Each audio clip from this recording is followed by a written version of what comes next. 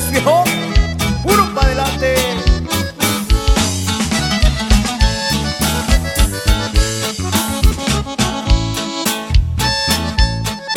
Gran orgullo es lo que ahora siento. Ha pasado el tiempo que salí del rancho.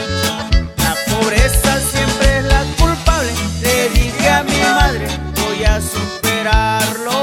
Me voy para los Estados Unidos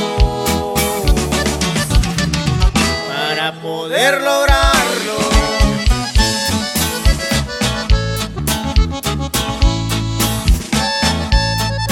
Pensé que fácil era el camino, pero mi destino ya estaba marcado.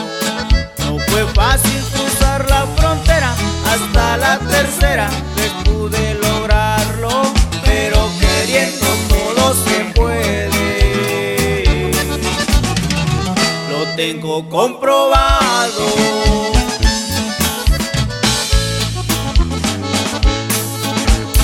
No me quedé con las ganas de ganarme buena lana. Hoy me encuentro trabajando, no de vez en cuando, toda la semana. Soy el único hombre en mi familia. No me agüito por nada. Para el señor Humberto Merino y para toda su familia allá en San Pedro del Río.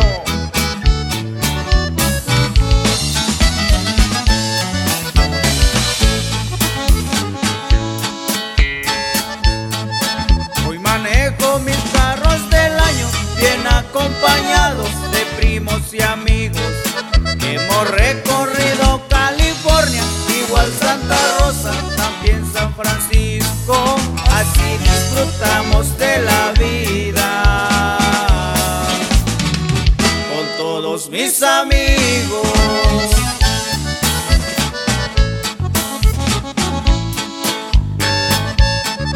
Con esfuerzo todo lo he logrado, es el resultado que yo he trabajado.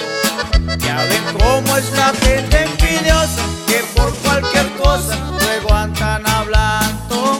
No me importa, Diosito es testigo, que a nadie le he robado.